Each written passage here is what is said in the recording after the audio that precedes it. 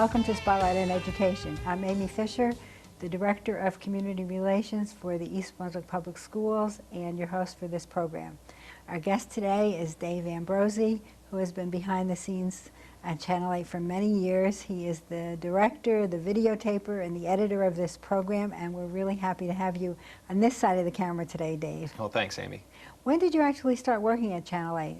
Well, I was working here at the library throughout high school, and when I graduated in '82, there was a position opened up here at Channel 8, and I started working here. And one of the things I found I was going to be working on was Spotlight on Education, and that was already in production at the time. And maybe you can tell everybody how that show got started. Well, we actually started in 1981, and Kevin O'Rourke, who was the supervisor of Channel 8 at the time, the first supervisor, actually started just about everything that's been happening here.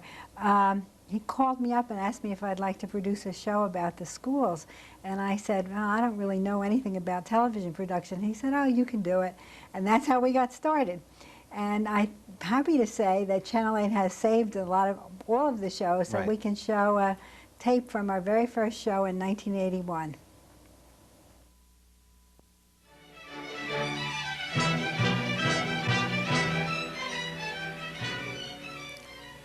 Good evening. I'm Dr. Joseph Sweetie, Superintendent of Schools here in East Brunswick, and I'd like to welcome you to the first Spotlight on Education program on Channel 8. I want to thank the library for inviting us to present this monthly series. Each program we will include a different aspect of our schools: Board of Education news, information about curriculum, and reports on the many activities of our students. Our program tonight features Russell Walker, our board president. Dennis Clancy, our new assistant superintendent, also is listed on the schedule, but unfortunately he is unable to attend. However, he'll be on a later program. Now I'm going to ask Mr. Walker to tell about some of the major areas that the board has been concerned with during the school year. Mr. Walker, will you review for us the significance of the bond referendum that was approved by the voters in February? The referendum, Joe, is a continuation of something that started back in 1972, and the board wanted to have a third junior high school, and they had a referendum at that time, which I was opposed to very vigorously. And from that point on, it was my position that we needed anything, it would be needed at the high school. Dave, we certainly have improved a lot since then.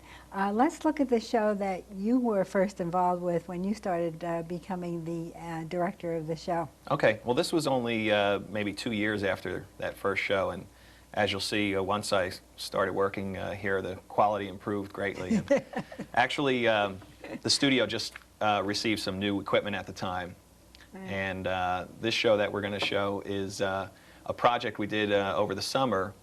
And it's with Dr. Joseph Sweeney, and it's showing all the preparation for the upcoming school year. So we'll look at that. Great.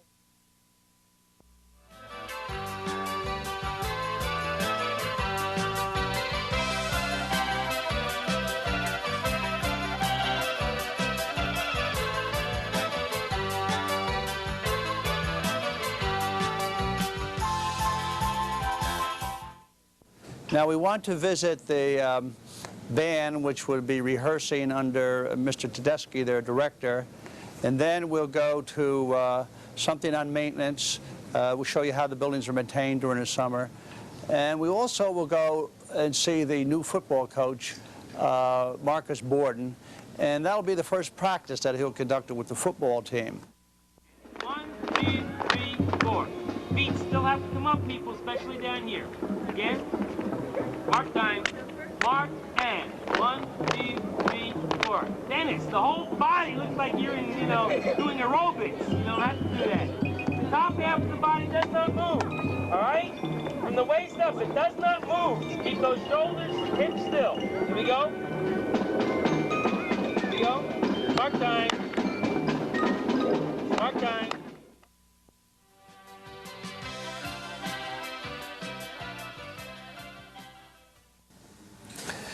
One One of the activities that we said we'd be reviewing would be maintenance and I guess really what we might call refurbishing of the buildings during the summertime. And we have Don Ewings, who's in charge of support service for administration, here to tell us a little bit about that. What are they doing down the hall here, Don? Well, here in Churchill, we're repainting the entire school. Contrary to what most people believe, the maintenance department probably is in its bulk of the work during the summertime. Some of our major projects this year will consist of an entire new window wall package at 3 buildings of a Hammarskjöld school, a new interior lighting package for the high school auditorium. Bound, Monroe, and Frost School will have an entire new parking lot lighting system going in. I can go on, but these are just a few. Yeah, no, they're just...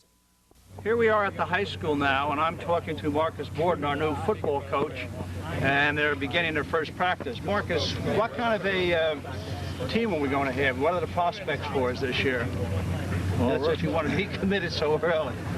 Right now, I'd say we're pretty much a young team, and we're looking in terms of rebuilding and establishing a winning record. Last year's record, as you know, 3-6, and we're looking to improve that record this year. What I see right now is, as you can see in the background here, we have a physical fitness test going on, and what we're trying to do is get an indication as to what type of shape our players are in. Well, we've certainly had a lot of interesting experiences over the years, and most of them were fun, but a couple of them were a little bit harrowing, mostly due to bad weather. And there was one in particular that I really remember, even though it was a long time ago, when we went out to Dallenbach's with a science trip. Tell us what happened with that. Well, again, it was bad weather.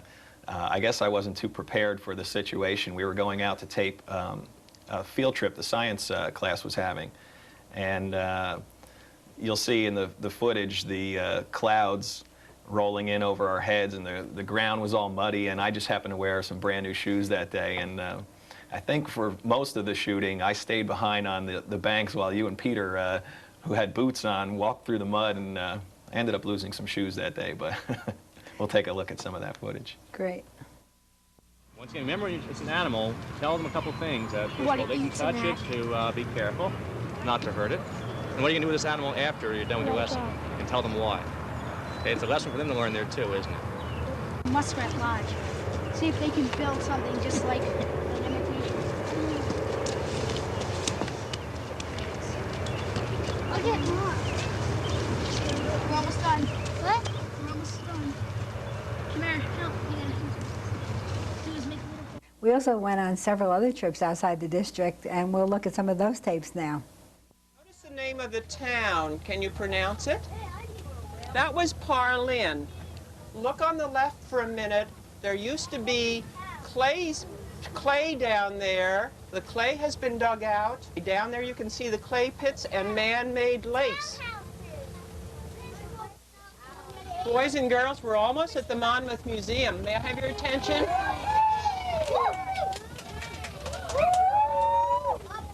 We're going to learn about a community long ago. The community would be an Indian community, the Lenape Indians. Lenape Indians did not like to be indoors. They didn't like to be in the wigwam. It was kind of musty and hot and smelly. So if they had to be indoors, it would be in the winter when the weather was really rough. Now, we are going to go into the wigwam, but before we go in, I want you to tell me, when do you think they built the wigwam? Oh, summer. No, it's a tricky, yes, they built it in the spring. And the reason for that is in the spring, the sap runs up the tree. Our schools have been involved with the Lincoln Center Institute for several years, and everybody who has been involved with the programs considers them outstanding. Mark, could you begin by telling us a little bit about the Institute? When did it start, and what exactly do you do here? Well, it would be giving away trade secrets if I told you what I did. But no, the Institute actually began in 1974, but it grew out of actually a longer history, another decade or so of educational activity on the part of Lincoln Center. And it grew out of the need, we felt, to make much closer connections between performing arts institutions and the schools in our area. The beavers, who are total vegetarians, I guess you could say, they're not designed to eat any meat at all. They don't have any sharp points. They're pretty much flat, broad teeth, so they can grind up the vegetation. I'll pass that around, so those of you who didn't see it, pass it to those who are in need of seeing it. Okay, so we talked about our front teeth and how that was an adaptation. Okay, we're going to be doing an art in nature, drawing and painting, actually color resist, and we're going to be using crayons, and then we're going to be using a watercolor wash over it. We have such a beautiful, beautiful area here that artists for centuries have used nature as an inspiration for their paintings.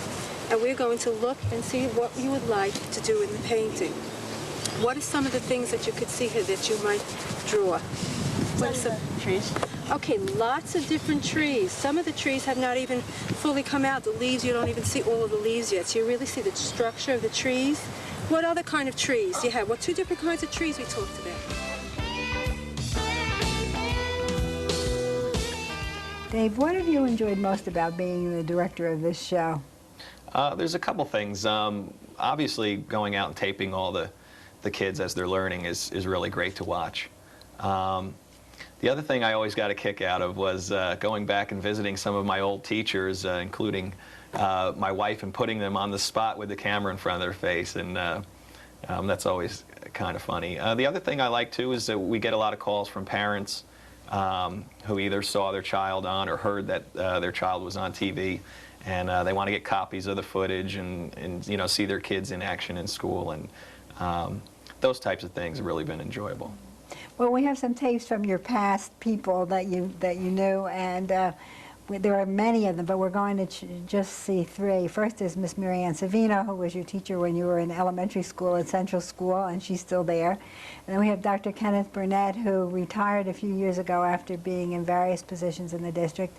And then Mr. Charles King, who, as you know, was the athletic director and a teacher and principal of the high school before he retired, and now he's a school board member. Right. So we'll look at those tapes now. Okay. One way of looking at prejudice might be looking at one thing, foods. Certain types of foods we automatically say a negative thing towards. Today, we're going to use bread as an example of that. And Lori was kind enough to label all the different types of bread on the back table, and I wrote all the word names on the front board for us. These are only 15 samples of the different types of breads. And we're going to have an opportunity to look at some of them. On an index card, you're going to have and take and divide into 3 columns. Breads you've liked, breads you've never tried and might like to try, breads you've never tried and would not like to try. What do you think shows prejudice? Greenie. You never tried and don't want to try. Okay. Why do you think so, honey? Because you were thinking because of the color. Because of the color? Okay.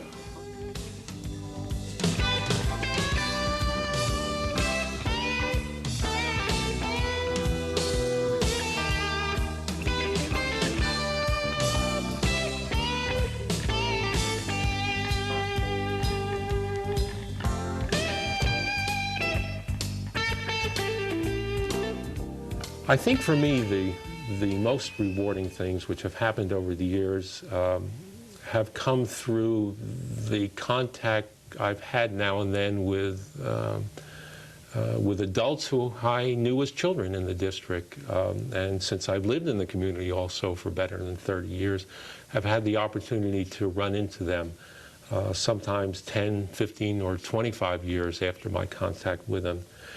And number one, the fact that they still recognized me and remembered me was rewarding in itself.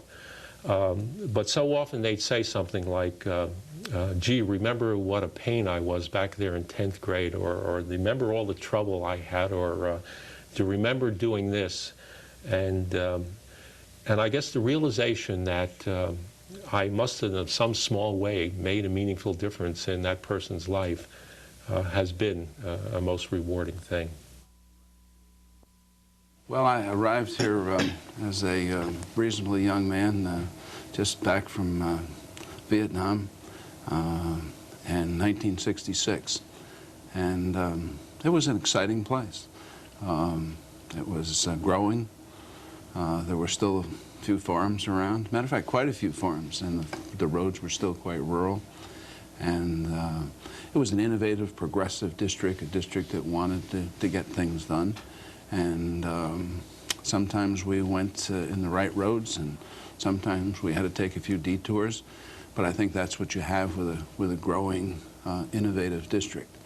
And as time progressed, building really took a rapid turn in East Brunswick, and Route 18 became the parking lot that it is at the present time, and the schools got larger, and schools were built, several elementary schools, and it seemed like at that time we would redistrict them every couple of years, and that was always a fun process to go through, even though personally I was kind of a bystander to that process, because the high school doesn't get redistricted when that does happen.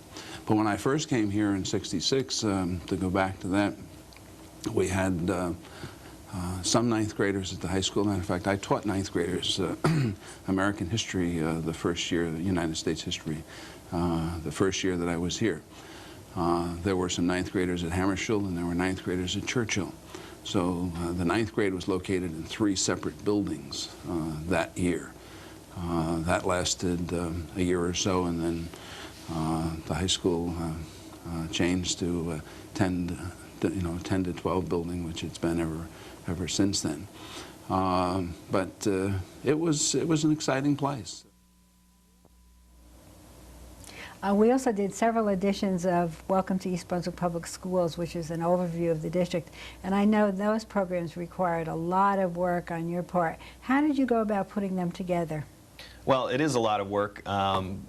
Basically, we have so many hours of footage covering the schools throughout the year, and even footage from years past. And it's just a matter of sitting down and going through those hours and hours of footage, trying to find the right shots. But thankfully, due to you, it's well scripted, and it makes it a lot easier. I know exactly where I want to go with the shots because of a good script, and so it's just a matter of sitting down. And the other thing that we do is it's done over the summer, so we're not really in production with the regular show, so it's a good summer project for us, but it is a lot of work to put that together. And we have a tape of the very first one we did of that, so we can see that now. Okay. Reading comprehension and writing, right from the start. Within our heterogeneous elementary classes, students are placed in groups for reading and math.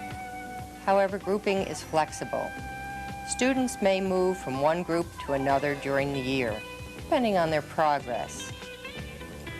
Our elementary science curriculum includes units on the biology and physical sciences. Field studies and the environmental sciences are part of class activities. We also have a portable planetarium, which the students use in their study of astronomy. Our elementary social studies program is based on the concept of expanding horizons. Our students win a wide array of awards in county, state, and even national competitions in just about every subject area, including art, writing, mathematics, music, social studies, and science. Our Board of Education presents certificates to students who win such awards to demonstrate the district's pride in their accomplishments. You also did a tremendous amount of work editing the year in review shows that we've done, and 2 of those have won awards in communications competitions sponsored by the New Jersey School Administrators Association, School Boards Association, and School Business Officials Association. So we'll look at some of those tapes. Okay, yeah, these are some of my favorites because of all the variety. These are shows that are made up of all the news spots that we did throughout the year with the schools, and it's just a fun show to put together at the end of the year. Yeah. 5th graders at Central School presented First Ladies, Ladies First, a musical about the contributions of women in America. The production was part of a project entitled Women in History that was funded by the foundation in cooperation with a grant from Target stores. Mary, those times tried men souls, but but we did persevere. Mary Lincoln, I'm glad you brought that up. Few people realize that Martha spent several cold winters caring for General Washington and his wary soldiers. It's up to you, boys, to see us through.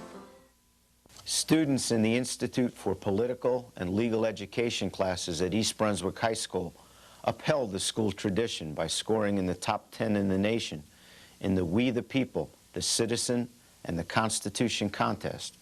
Our high school is the only school in the nation to be in the top 10 in the national finals.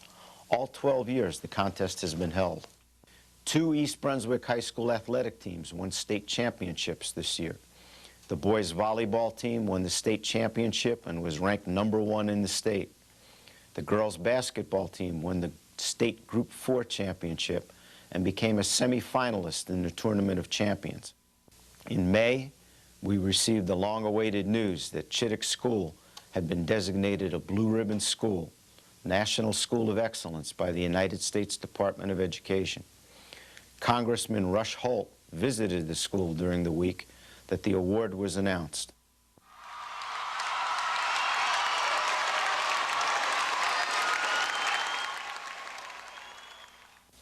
Of course, the year ended with graduation ceremonies for the class of 1999. It has been a great year, actually a great decade for the East Brunswick Public Schools. One of the recurring stories over the years has been the use of technology, which is, as you know, has grown tremendously. The first program to feature technology was in 1982, which is hard to believe. And we're going to see a clip from that show and one from 1996 when the district's new network was initiated. Yeah, I think people will really like these 2 clips because we were both amazed at the advancement in computer technology. So I think people will like seeing these. What is our general philosophy? What is it that we're attempting to do? What we're trying to do is have the computer to be used by the student more as a tool rather than a toy. Much of the material that's available is in a program learning sense. In other words, computer-assisted instruction is a device where you sort of fill in the blank. We're trying to get it to the point where it's not like that, where a student will take the computer and use it the way most people use a calculator today. The second part of the program deals with the actual hands-on usage of a computer by the students. Because we have one terminal in each building, students pair up, and while one works with the terminal, the other in a way edits what's being done and also is giving input into the use of the computer. The terminal, as I mentioned before, is hooked up to the board office, and there is direct access once it is turned on in the school. I have to tell you that the project that you're doing here in East Brunswick today is to the standard net day about the way the space shuttle is to the Wright brothers biplane. The standard net day is to wire 5 classrooms and a computer center with Category 5 cable, and using that enable the computers in each of those rooms to hook up to the internet. What you are doing here today is light years beyond that. That's fine. Very good. Volleyball, great, Yeah.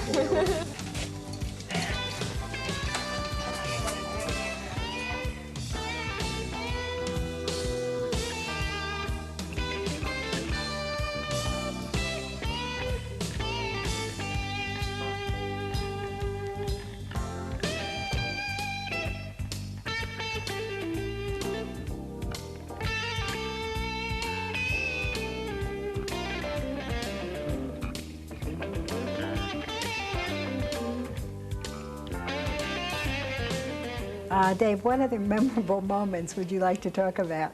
A couple of them. I've always liked when we've gone out to cover the students when they're receiving awards or something, and what comes to mind is over the years, almost probably every year, we've taped the IPPL classes coming back from Washington, D.C. with their awards. Some of the other things have been covering the Blue Ribbon school recognition ceremonies where they raise the flag of excellence. That's they've been some real great spots. And also, during some of them, you've interviewed Governor Florio, and on another occasion, you interviewed Governor Christie Whitman. And the other thing I like about the show is, unfortunately, people don't get to see this, but some of the funny outtakes, and we even had a few in the beginning of this show, but with Dr. Kopko and some of the guests, that doesn't always make the show, but they're always a lot of fun, too. It's really great to see students of...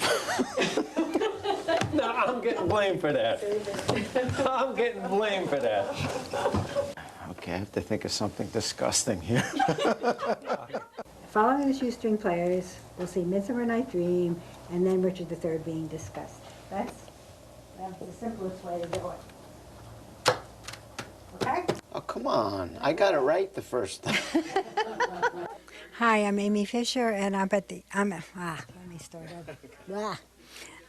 This concludes a very exciting program at Chittick School, where every day is a blue ribbon day. I just threw that in. I ad-lib. Was that all right? Hey, we're on a roll today, huh? All right, we'll start over. It looks as though we're just about out of time, not only for this show, but for my being the producer of this show. And I just want to say thank you, Dave. Thanks for the memories. You're welcome, Amy, and thank you for all the great years of programming that you've provided us to show on Channel 8. It's been wonderful. Okay, well, bye.